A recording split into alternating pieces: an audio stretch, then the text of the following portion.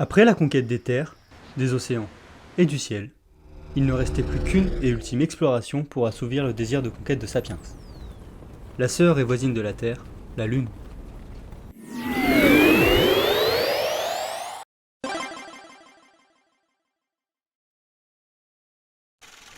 Nous nous retrouvons en 1969, en pleine guerre froide.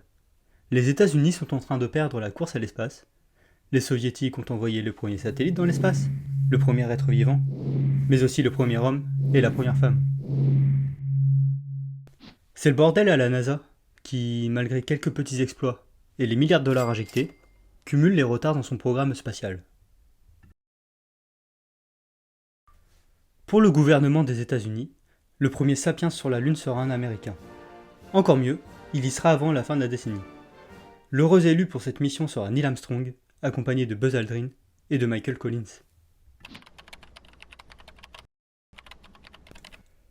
Décollage imminent pour la fusée Saturne V, qui s'apprête à rejoindre l'atmosphère, devant près de 340 caméras qui sont venues spécialement assister à l'événement. 3, 2, 1, 0. All engine running. Liftoff. We have a liftoff. 32 minutes past the hour. Départ réussi pour nos astronautes, qui rentrent désormais en injection translunaire. Un mot compliqué pour dire qu'ils se catapultent autour de la Terre. Et c'est parti pour un voyage de 5 jours vers notre satellite. Pendant ce temps-là, les étages de la fusée se séparent. Le premier a été éjecté à une altitude de 56 km, le second à 185 et le troisième à 190. Il ne restait alors plus que le CSM et le LEM qui devaient s'amarrer.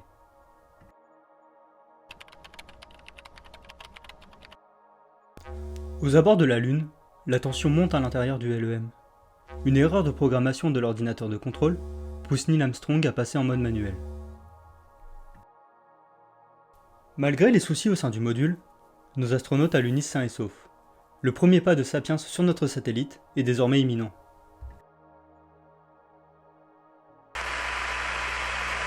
It's one small step for man,